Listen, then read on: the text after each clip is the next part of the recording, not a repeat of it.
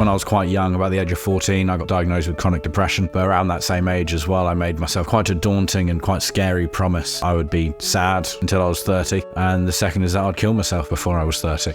It went from doing a gram to 2 to 3 to 4 to 5 to 6 to 7 to 8 to 9 to 10 a night. There was no other way around it. I needed cocaine. There are so many positives of living a sober life in recovery. It's the best decision I've ever made, and everything that's come out of it has been amazing. Sit back and listen, because you're about to embark on the best thing you've ever done in your life, and you will always be welcomed in the rooms, no matter what your situation. Hello and welcome to 12 Steps and 12 Questions. My name is Silvio and I'm an addict. This pod is full of personal and inspirational stories of recovery from addiction. And in every episode I'll ask each guest the same 12 questions about their life, addiction and recovery. Quick warning, there will be some graphic descriptions and a healthy amount of swearing. For this episode, please welcome Dan. Dan, thank you very much for being my guest on this new episode of 12 Steps and 12 Questions. Thank you very much for having me. Now, before we get going, I'd like to thank everybody who's listened and downloaded this podcast. I've received really great feedback. Thank you so much. I'd be super grateful if you could help me spread the message and work our 12th step by giving us a review on whichever platform you're listening to and spreading the message, as it were, and sharing it in your recovery circle. Let's get right to it. Dan, introduce yourself, please. My name is Dan. I'm an addict. I last used mind-altering substances, i.e. cocaine, 9 months and 13 days ago. No, 9 months and 17 days ago.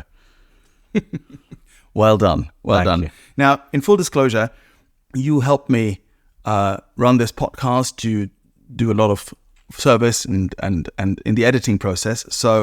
And I've also heard you share yesterday, just yesterday. So in order to clear our minds a little bit, and let's have a quick set-aside prayer. So, God, today help me set aside everything I think I know about you, everything I think I know about myself, everything I think I know about others, and everything I think I know about my own recovery, so I may have an open mind and a new experience with all these things. Please help me see the truth. So be it. Amen. Amen. Question 1, Dan. Did you have any adverse childhood experiences? This is an interesting question for me. I never needed to want for anything during my childhood.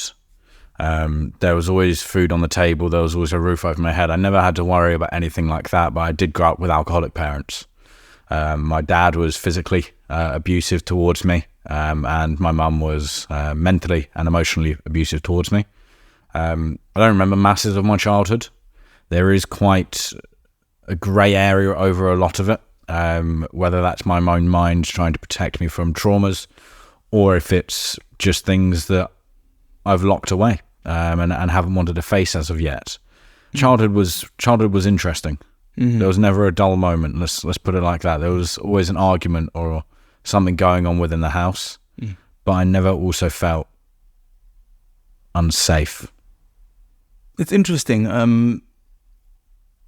I relate a lot to this because my household was loud, argumentative.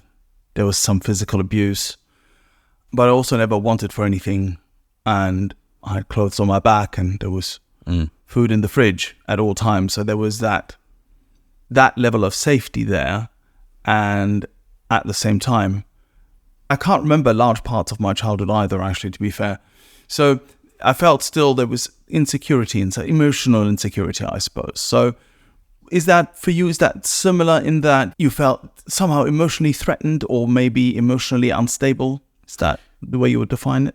Yeah, I would definitely say I was emotionally unstable. In my later life, I actually got diagnosed with emotionally unstable personality disorder, so that would match quite well, which generally stems out of childhood traumas. When I was quite young, about the age of 14, I got taken to the doctors. I got diagnosed with chronic depression. Very young to get an official mental health diagnosis. But around that same age as well, I made myself quite a daunting and quite scary promise. 2 promises, in fact. One, that I would be sad until I was 30. And the second is that I'd kill myself before I was 30. So it was definitely emotionally unstable growing up. Yeah. A lot of volatile moments with mental health due to the upbringing. Yeah. So both your parents alcoholics. My dad, definitely. My mum probably falls into that heavy drinkers, borderline alcoholic category. If I suggested to her not to have a drink for a night, she wouldn't be able to do it. She would also get quite argumentative as, well, I want that drink. I deserve that drink. I've had a long day. It's my drink. It's my evening. I can do what I want with it. My dad's definitely an alcoholic, admitted recently to me that he is an alcoholic after I've come into the rooms. He had a rough childhood himself. Grew up in the Troubles in Northern Ireland. Saw a lot of violence. Yeah. A lot of issues within the house. Yeah. His dad died when he was young. He had to take on being the adult, I guess, being the eldest brother of 5. I mean, when you were a kid, I suppose you don't really know what alcoholism is. No. And you don't know any better because you don't really live anywhere else. You don't have that sort of sense of perspective. So what's that like? I mean, being a child of an alcoholic is something that gets discussed quite a bit, but it's really interesting to delve into it, albeit quite painful. What's that like on an everyday basis? It's funny you ask, because if you'd ask any of my friends at that age, they would have gone, oh, they're a happy family. They've got the nice car, they've got a nice house, they've got a garden, they get along, we're allowed to have friends over, there's always food. On the outside image of it, it was normal. Yeah. It was perfectly normal. But behind closed doors is a very different story. You're kind of playing these two different parts. When you're going to school and when you're with friends, or when your friends are over at your house, everything's hunky-dory and happy, and there's not an issue in the world. But the second they leave, the cracks start showing, and the issues start coming through.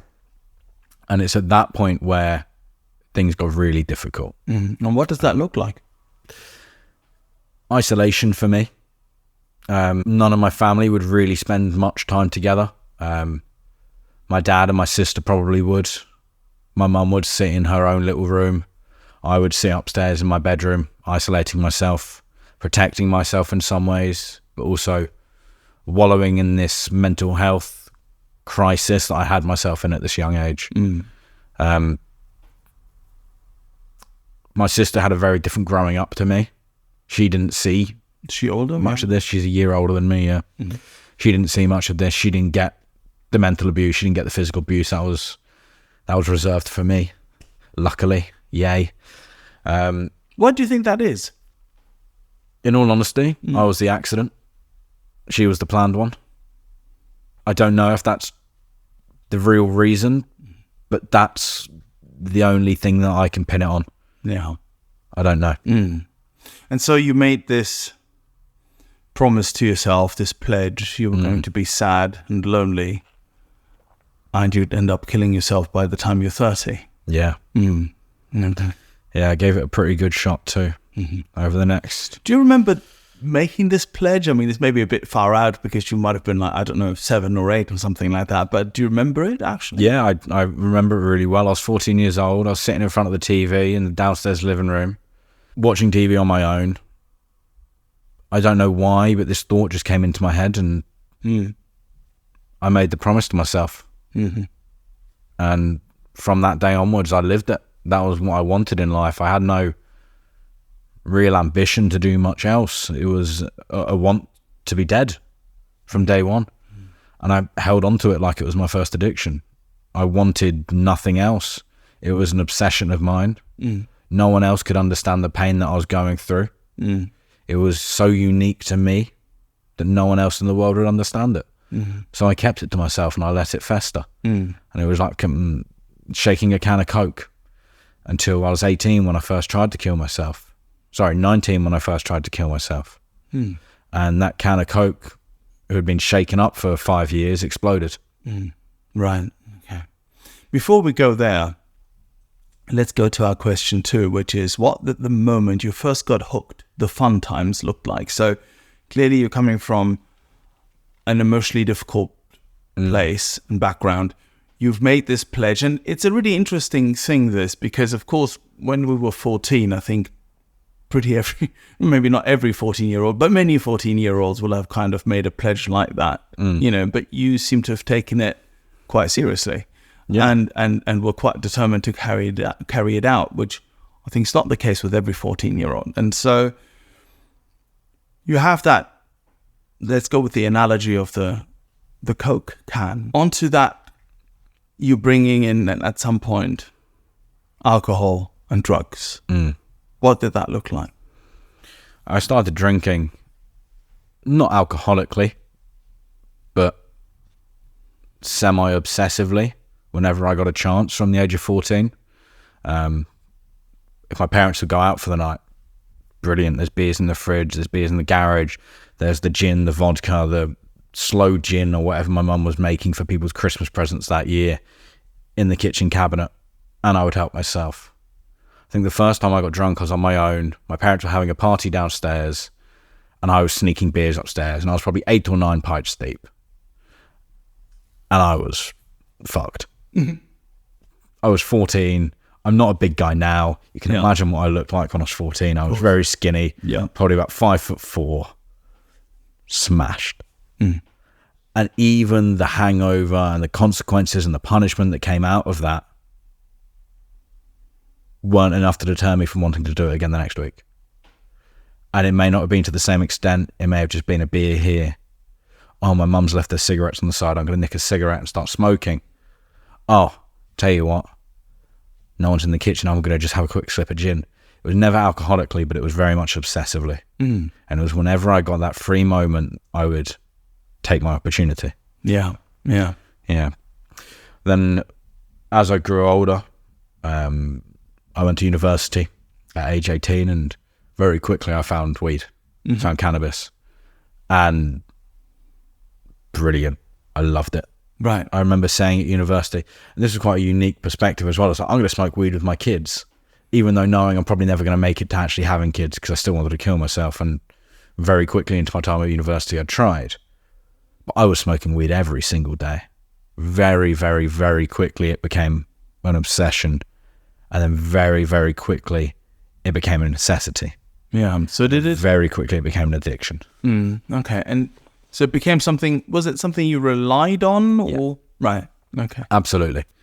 Absolutely.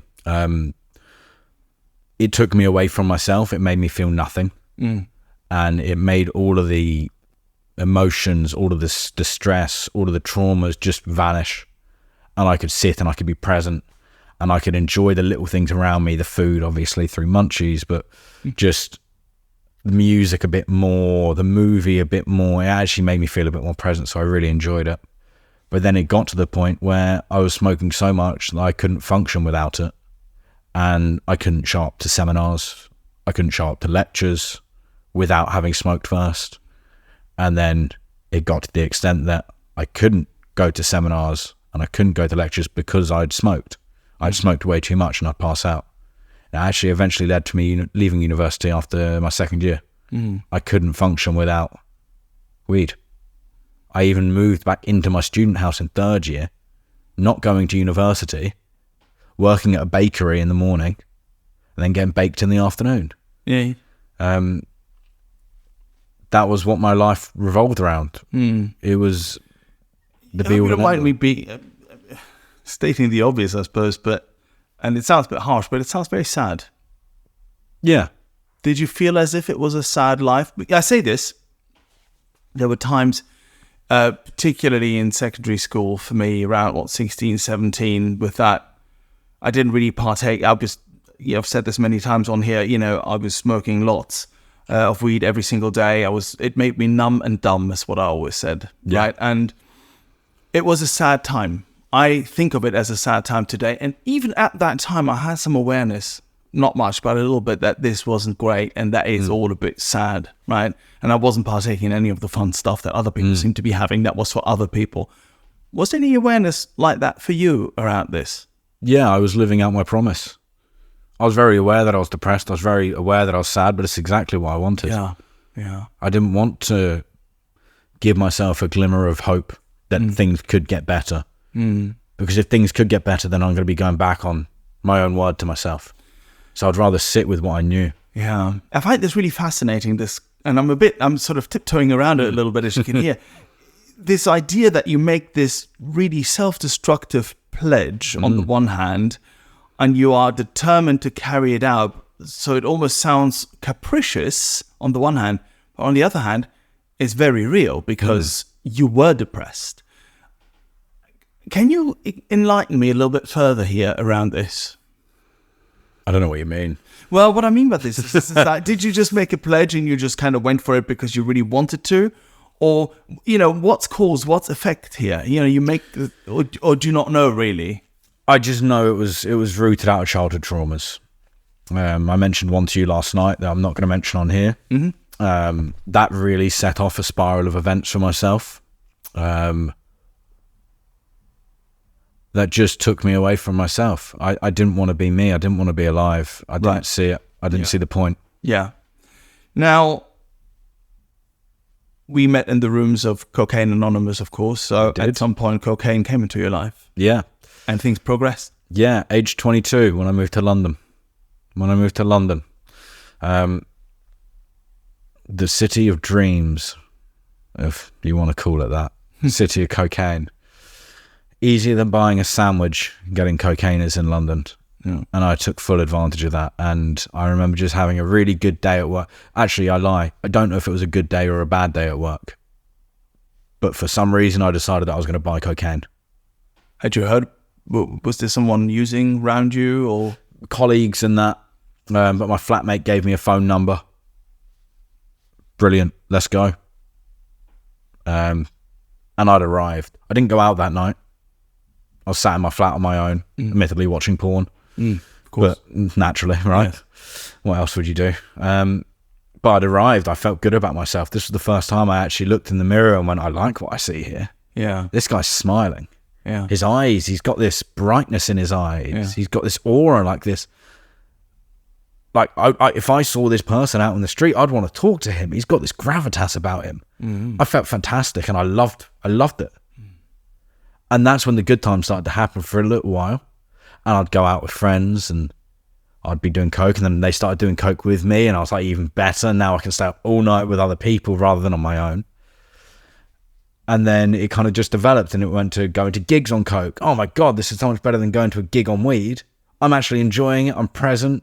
I do have to miss a little bit to nip to the cubicle here and there, but I'm enjoying it a hell of a lot more. And I actually started to enjoy life. I started to see what London had to offer. And I started to see what life had to offer. But then that addictive quality that I have within me, this disease within me, took full hold of it. And it went from doing a gram to 2 to 3 to 4 to 5 to 6 to 7 to 8 to 9 to 10 a night. And I couldn't function. I couldn't wash the dishes without it. I couldn't shower without it. I couldn't go to work without it. Let alone have a conversation with it. I needed it. There was no other way around it. I needed cocaine. It's different for everybody. And how much you do or how little you do is not necessarily a sort of great indicator of whether you're addicted or you're not.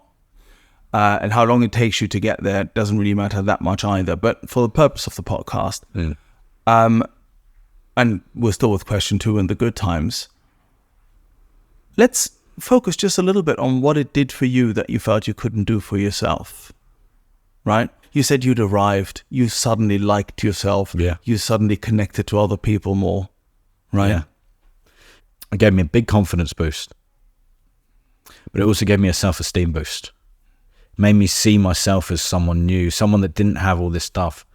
With cocaine, I could reinvent who I was, and that I wasn't this guy that was sad and had all this trouble as a child. I'm this cool guy that's the life of the party. I'm the guy that when you walk into the room is going around and saying hello to every individual person. How you doing? What's going on, mate? Yeah, I'm amazing, man. Life is fantastic. It's brilliant. Mostly a mask, but elevated by this cocaine. Right. What happened to that pledge that you made of being sad and killing yourself by the age you're 30. What happened to that in that time? Did you just go out the window? Did you just forget about it? Or did you give up on your pledge? I kind of forgot about it. It was always in the back of my mind, I'd say. It never really went away. But I was finally enjoying myself. Yeah. And I kind of let my guard down to it because I was actually allowing myself to see what pleasures life could have. And apparently one of those pleasures was a white powder that went up my nose. And it worked very well for that period of time. Yeah. Absolutely. And I loved it. I loved it. Don't get me wrong. Yeah, no, of course. It was amazing. I've said this many times on here that you don't get hooked on anything unless you're having a good time first. That's just part and parcel of it, right? And more than anything, I think of it doing something for you that you can't do for yourself. And my experience is very, very similar. So slowly but surely, though, the consequences started to kick in. Absolutely. So how long did that take roughly for you? Probably about 3 years until consequences really started to kick in. So you had a good run with it, and then the consequences came, which brings us to question 3. What were your worst consequences? And finally, your rock bottom, if you had such a thing. So talk to us a little bit about how it progressed. The progression was quite quick. It went from kind of going every weekend here and there to, I'm actually going to get some more and I'm going to keep going. And I went from just the Friday night to the Friday and Saturday. And then I went from the Friday night to the Friday, the Saturday and the Sunday. And then it very quickly progressed into Monday mornings and Tuesday mornings and Wednesday mornings and so on throughout the week, to a point where it was everything and I couldn't function without it. And I would keep going and keep going and keep going. I would particularly walk a certain way to work so that I could pass my drug dealer's house on the way, pick up, do a line at his, get to Liverpool Street Station, do a line at the station, get to the office just the other side of Liverpool Street Station, do another line in the toilet there, sit down at my desk, half an hour into the day, go to a line. It became very, very conducive to who I was at that point and very conducive to my working environment. It made me perform better. It made me more energetic on the sales floor. But then it started to really rear its head with my mental health, and the promise started coming back in. Your pledge. My pledge. And these thoughts, negative thoughts. The self-esteem now has gone. The confidence is still sky high. The self-esteem or the ego is still sky high, but the self-esteem is no longer there. And I'm looking at myself in the mirror and I'm saying, I hate you. You deserve to die. I'm vocalizing my internal monologue, something I'd never done before. And I'm looking in the mirror and I'm a big boy at this point. I'm probably weighing 100 kilograms, hair down to my shoulders. I'm greasy. I got a terrible mustache because I thought it looked cool. Not a good look. And I'm just looking in my mind going, yeah, man, you look sick. You look sick. The confidence is there. But actually what's coming out of my mouth is, you deserve to die. You need to die. You have to kill yourself. So there was a real juxtaposition that confused the living life out of me. And from there, I saw mental health wards quite quickly. Right. A few more attempts on my life after that period saw me into 3 mental health wards in 4 years. Each one for around 2 or 3 weeks at a time. All of them voluntary, but all of them absolutely necessary. So in that time, obviously you weren't using, but you were medicated in other ways. No, I was using in those times. Are you in the mental health ward? Oh, no, Right. Sorry. No. In the mental health ward, I was sober. And they were the longest periods of time that I managed to stay sober since getting addicted. If I wanted to use in there, if I had the money, I would have. But I think also conducive to the fact I ended up in there and made attempts to kill myself was that I had no more money to buy coke. So they gave me my standard mental health medication. I'm not going to mention what that is on here, obviously. But if I wanted to have used in there, I could have very easily have used in there. Right, but you didn't. But I didn't. Right, okay, great. Then consequences started to roll. Daily, weekly, monthly consequences. I lost multiple jobs. What area were you working in at the time? I was in financial recruitment. and I lost multiple jobs there. Then mental health ward, put on sick pay, sick leave, lost that job, lost my flat, lost a lot of friends, moved back at home. Mum said I could stay with her for 3 days, stayed for 3 months. That was a win in my books because it was a roof to use drugs for 3 months. Fantastic. Then I decided to leave there because our arguments, her mental health and drinking was enabling me to use more drugs and drink. Left there and I went and stayed rough in parks and whatnot for a little while. And went and stayed at my sister's, who took me in just before her wedding. You say you slept rough. You've had a well-paid job, right? Or several well-paid jobs. You owned a flat, or you had a flat, or rented a flat, whatever you Rented, had accommodation. And things had been going well for quite some time before this happened. So here you are, and it's your first night out on a park bench. How did you feel about it? I felt like I deserved it. Right. I felt like this is where I should be. This is what someone like me deserves to be like. Right. They don't deserve a roof over their head. They don't deserve, again, happiness. This is where someone that is going to end up killing themselves belongs. I felt at home. In line with your pledge. Yeah. Right. I felt right at home. Yeah. My sister then took me in. I had a very, very bad bout of psychosis at her house. So psychosis, of course, drug-induced psychosis is something that is so prevalent, especially with cocaine. And what form did it take for you? The classic "they're following me" form had been going for quite a while. Yeah. But this form was different. It was horrifying. I went out for a cigarette in the middle of the night, and I thought I'd interrupted religious ceremonies going on in both my sister's neighbours' back gardens by having a cigarette. And as a result of that, I thought they were trying to burn down my sister's house to get back at me for ruining this ceremony, which was non-existent. Just so that we get the right picture, there was no one in those backyards or anything. It was 3 a.m. It was dead quiet. There might have been a cat, but no, there was no one there. Right. So I go back inside and I start seeing smoke, and I start smelling smoke. So now my next step is, right, I need to open up all the windows and to get this smoke out of the room. Yeah. I don't want the house to smell like smoke. I don't want my sister to know they're trying to burn down our house. I don't want to be the one to blame that the house smells like smoke. So then I'm running downstairs and I'm running out into the back garden, opening up all the doors, looking at the neighbours. I can see them. In my mind, they are very real and they are very there and they are trying to burn down the house. I can see the fires that they've lit in their back gardens to burn it down. Wow. Then I'm running outside the front door. Now I'm in my boxers at this point at 3 a.m, and I'm standing out there at 3 a.m, looking around, confused, dazed. Ring doorbell, my sister has. She could see what I was doing. Right. All of this worked me up so much that I thought I was having a heart attack. So I get back in the house. I drop down onto my knees. I'm holding my heart. I'm holding my arms. I don't know what's going on. I'm so eternally confused and dazed and I'm lost. Oh, mate. I realise I'm not having a heart attack and I should be okay.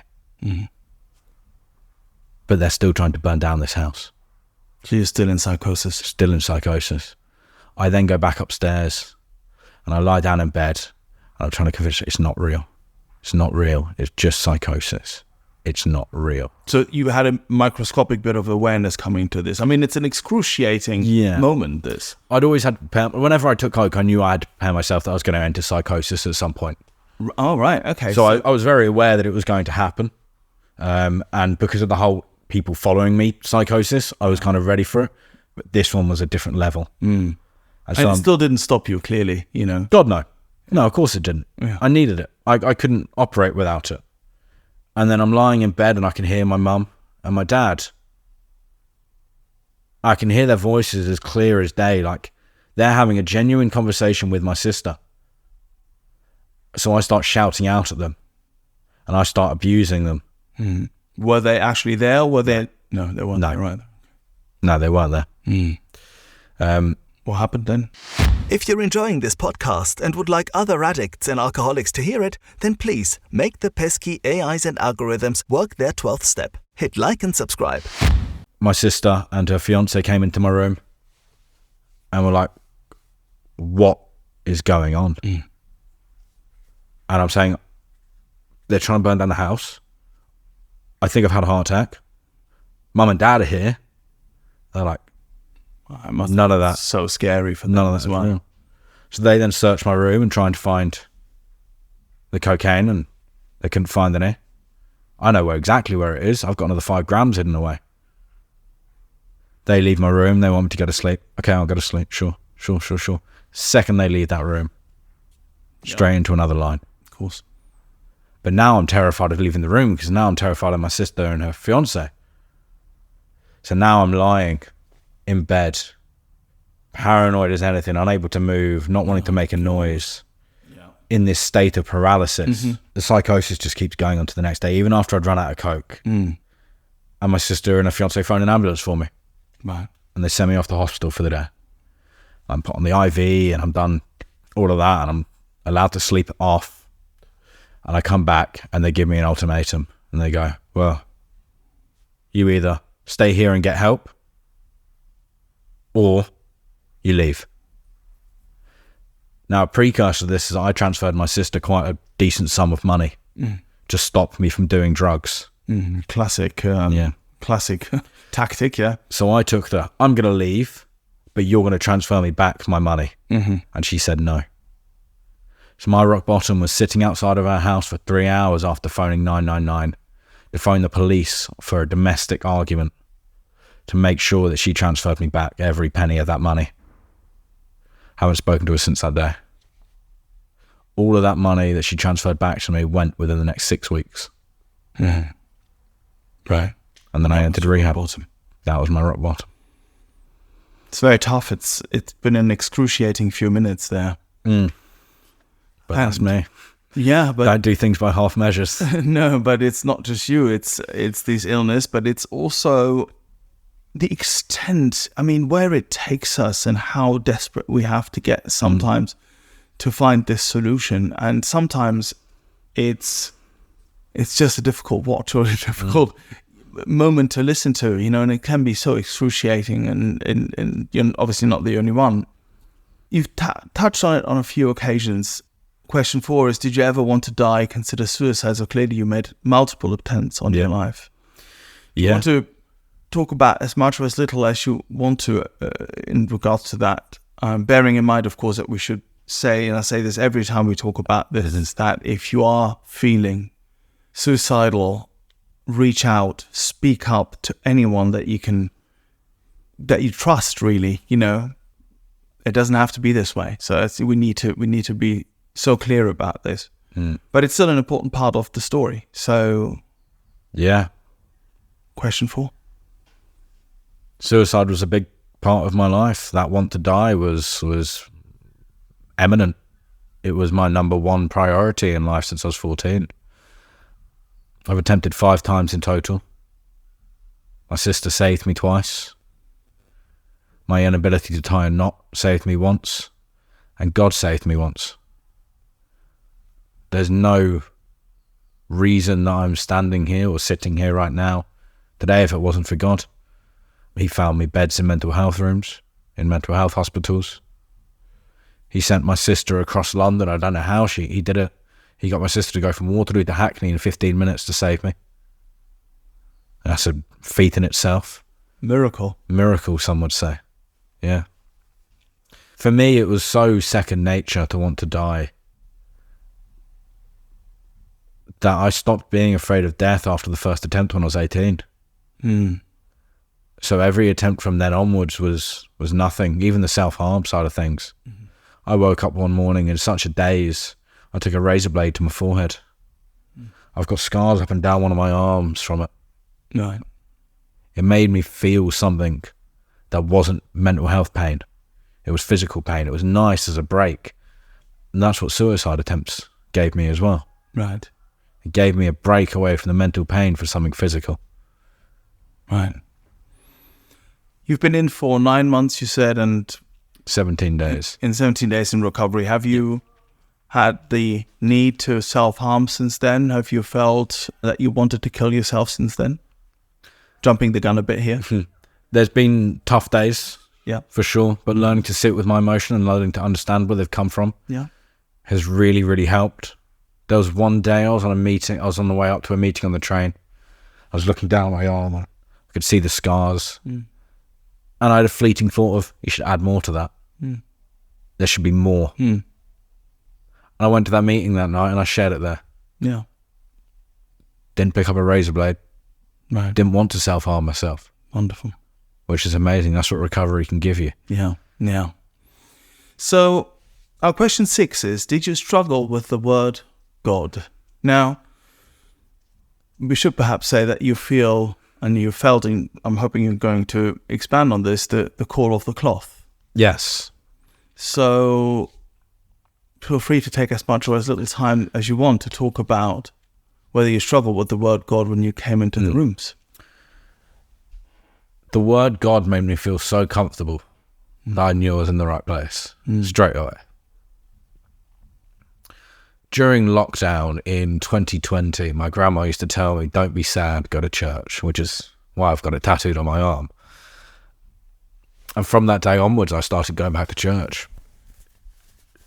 It wasn't the easiest thing, and I didn't necessarily agree with a lot of it, but it really made life a lot easier, actually, and it gave me a community and it gave me a basis from there.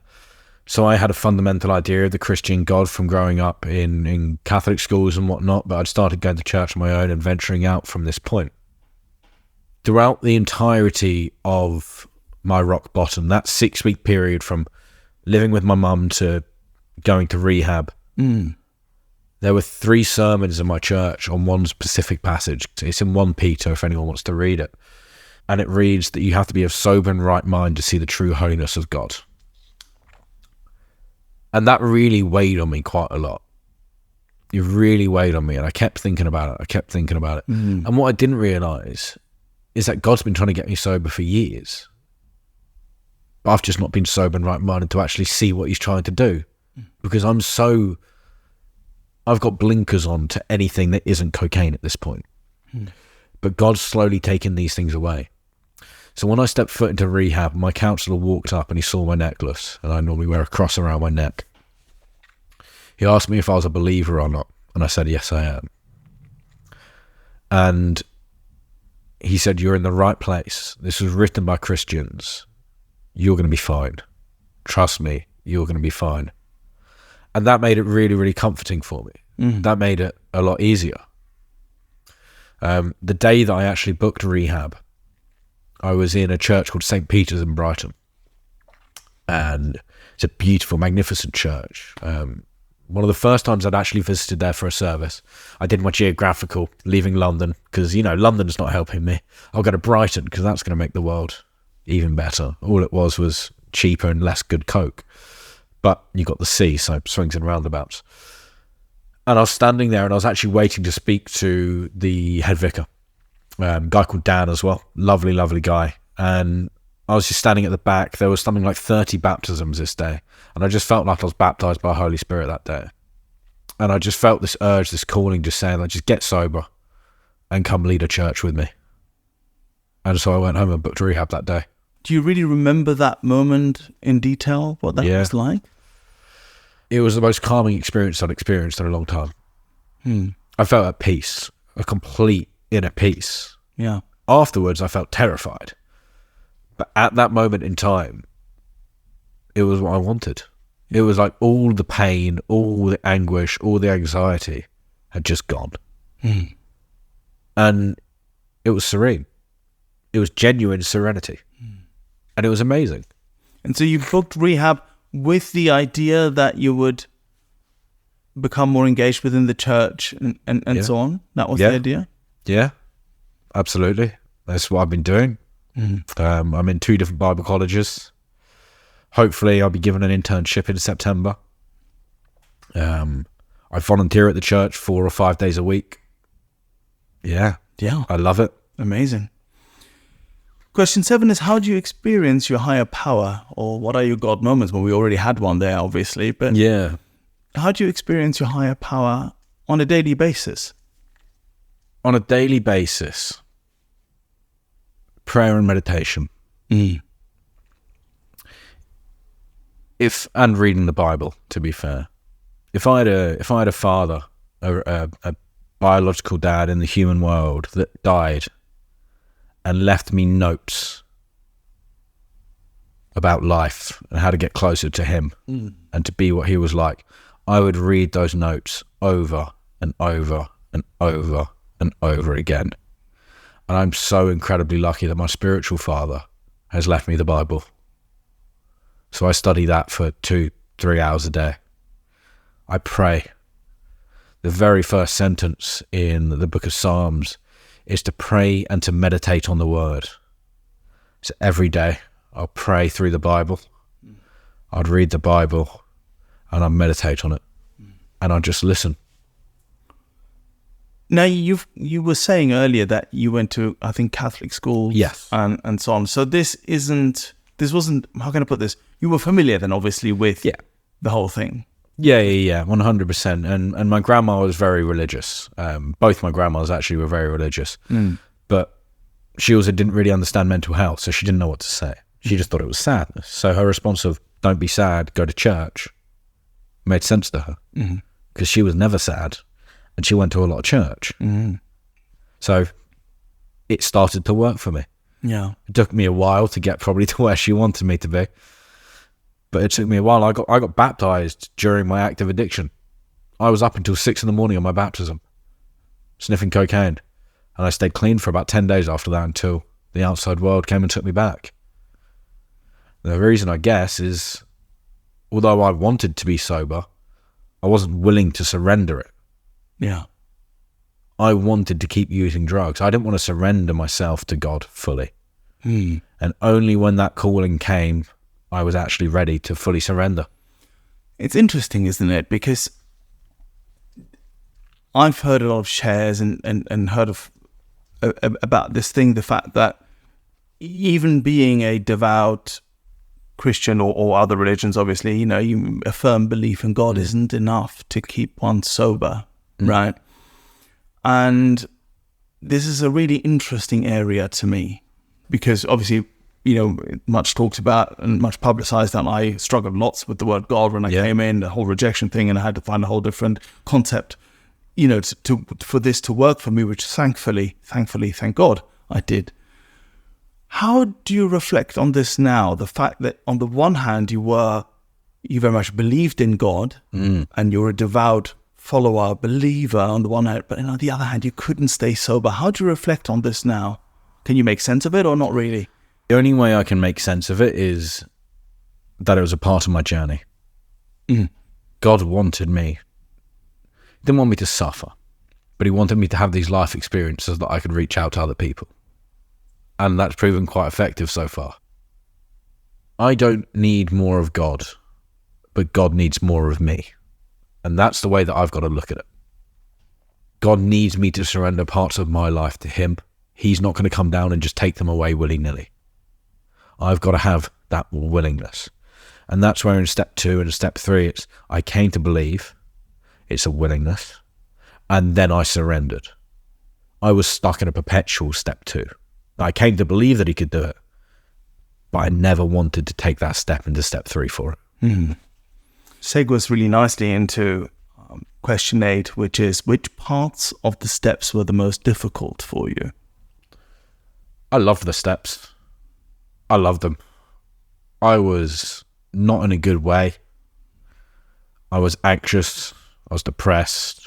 I was terrified of myself, of life. And my sponsor took me through them quite quickly. I think I'd done all of them in 87 days and consistently working them now. Step 9 amends was tough. Yeah. Obviously. Reached out to my sister. I still haven't had a response from her yet. But I swept my side of the street, and that's the most important part of it. I'm working on forgiving myself for it. It is very difficult, as you can probably imagine. And yet so crucial. And so crucial, yeah. And I still have emotion attached to that. And that's a really difficult thing. I quite enjoyed hearing everything that was wrong with me.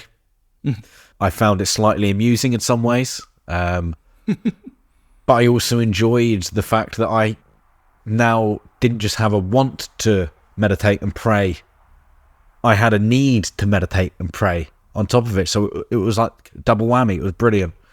So I wouldn't say I found any of them particularly hard, but I really enjoyed it. It was a brilliant period of self-growth. Since doing the podcast and hearing quite a few stories, I realized that, I mean, this might be so obvious, so forgive me, right? That all of us have struggled with step one the most, obviously. Yeah. Right? So I think that has to be there's got to be a slight caveat in that, right? Which is that we've been talking for 45 minutes about how difficult it is to take step one, which is to admit that we're powerless over cocaine and that our lives have become unmanageable. So there's always that caveat there. And you said it a little bit earlier too, didn't you? That, your step two, that you were stuck really in between steps 1 and 2 before you really got down to it. I was very aware that I was powerless over cocaine. There was nothing I could do. Yeah. But admitting it, very different story. Yeah. That's a very different story. It was maybe from a fear of self-loathing or a fear of judgment of others. I had all of this and I threw it away over a white powder. Or it was admitting some of the things that I'd done that I'd kept locked away, a secret. Step 1 was probably quite difficult there. Step 2 and 3, loved them. Not difficult. Great. Yeah. Question 9, which character defects give you most trouble? I love to have a bit of a pity party. Yeah. I love a little bit of self-pity here and there. And I love to, I shouldn't say love, but I love to have visual self-pity, to be seen as sad. I love that. So maybe that's self-centeredness involved in that as well. So that other people come to console you, you're the center of attention. Yeah. Oh, poor Dan. Oh, it's so bad. Oh, no. And it's actually an issue with someone else that I've just taken emotionally. That's probably something that I really struggle with. And at the same time, false ego. I like to be seen as super confident, super happy the whole time. The life of the party. Similar to what it was like when I first started doing cocaine, saying hello to every single person in the room. Sometimes I just want to melt inside of myself and have a me day. But that's not possible. I've got to get out and I've got to go to my meetings, and my way of coping with that is by putting back on this mask that I used to wear of I'm super duper, I'm super califragilistic, happy, top of the world kind of guy. When in reality, it isn't the case on every day. No. Not for anyone, really, I don't think. No. Right. Question 10, what's the best thing recovery has given you? Don't think I can pin it to one thing. What are the best things? First of all, it's given me a want to stay alive. That's a really big one. Fundamental. Yep. It's given me a community. It's given me friends such as yourself and the people across CA and London. True friends as well. Friends that you can call on when need to. It's given me a sober and right mind to see the true holiness of God. And I can genuinely say it's amazing. It's given me an opportunity to study the Bible in more detail. It's given me a new church. It's given me a new family. It's given me a roof over my head. You name it. Yeah. I can't nail it to one thing. There are so many positives of living a sober life in recovery. It's the best decision I've ever made, and everything that's come out of it has been amazing. Wonderful. Question 11, what would you say to a newcomer or someone wondering if they're an addict? Which is a bit unfair because it's actually 2 questions in one. But yeah. To someone wondering if they're an addict, if you're wondering, there's a chance. Get yourself to a meeting and find out. Speak to someone that's got experience in it. Reevaluate. Do a step 1. See how powerless you are over it.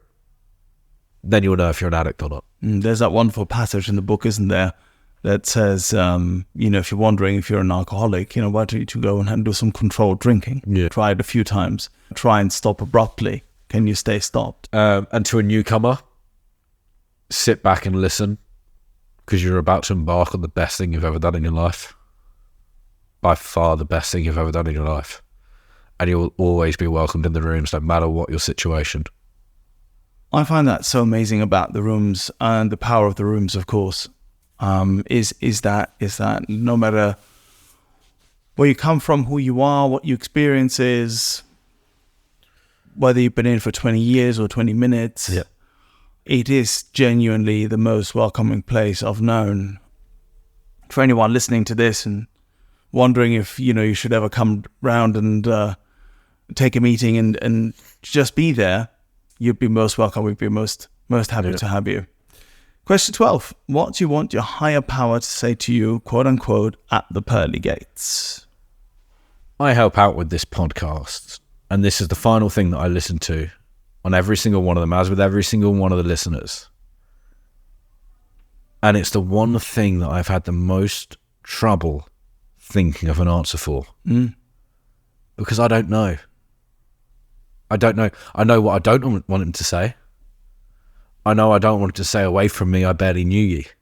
Mm-hmm. I would love for him to give me a hug. I would love for him to say he's proud of me. As long as I'm up there and as long as I'm welcomed in. That's all I can ask for. That's all I can ask for. That's great. That's amazing. Thank you, Dan. It was a really cathartic and moving podcast recording with you today. Really enjoyed it. It was absolutely brilliant. And thank you again. Thank you for having me. And we're still rolling. So Well, no. here we are with the recovery dog and everything. Number one wine named dog in CA. Yeah, that's right. Absolutely. For the listener, when I was still out in the madness, my wife and we decided to name our dog after our favorite wine. And now he's my ironically named recovery dog, Riesling. Do you feel you've said everything? Do you feel that there was something that you wanted to say but didn't, or that you left something out? I don't think so. I prayed beforehand and just asked for whatever needed to come out. I don't always speak in lineal sense. Yeah. So some things may have come out in different orders to other things, but that's me. That's the way my brain likes to work. So, no, I don't think there is. I think there's things I would have put in different places, but That's fine. That's fine. I don't think anyone wants a sort of perfectly coherent chronological... nah, what's the fun in that? Right? Exactly. Next slide, please. Make your work for your recovery. Come on. Great. Thank you again, Dan. Appreciate it. We've come to the end of this episode. Thank you for listening. If you've enjoyed it and would like other addicts and alcoholics to hear it, then please make the pesky AIs and algorithms work their 12th step. Hit like and subscribe. While this pod is based on the 12-step recovery program, it's not officially affiliated with any 12-step fellowship. 12 steps and 12 questions is not substance or behavior specific. It's fully self-supporting and not for profit. And you know this next bit. It's not allied with any sect, denomination, politics, organization or institution. It does not wish to engage in any controversy, and it neither endorses nor opposes any causes. Shadow settles on a place that we left. My mind is troubled by the emptiness. Destroy the middle, it's a waste of time. From the perfect start to the finish line. If you're still breathing, you're the lucky ones. 'Cause most of us are heaving through corrupted lungs, setting fire to our insides for fun, collecting names of the lovers that went wrong, the lovers that went wrong. We are the reckless, we are the wild youth, collecting visions of our futures. One day we'll reveal the truth, but one will die before he gets there.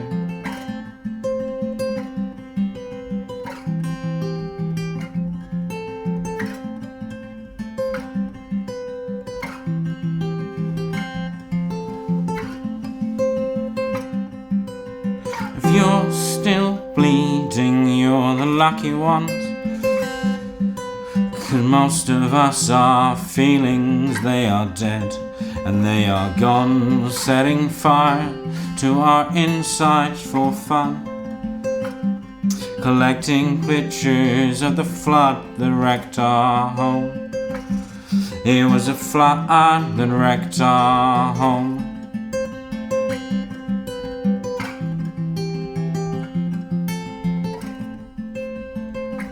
And you caused it.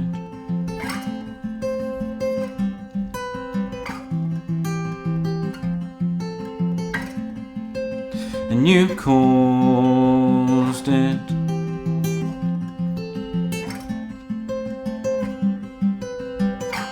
I've lost it all, I'm just a silhouette, a lifeless face you'll soon forget.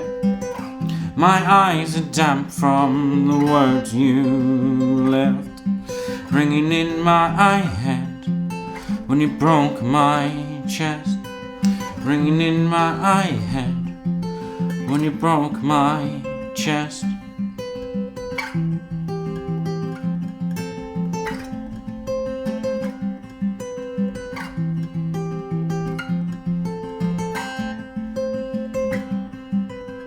If you're in love, you are the lucky ones.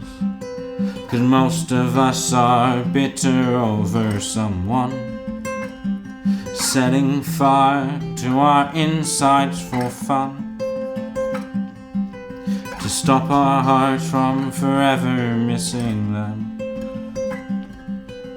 But I'm forever missing them.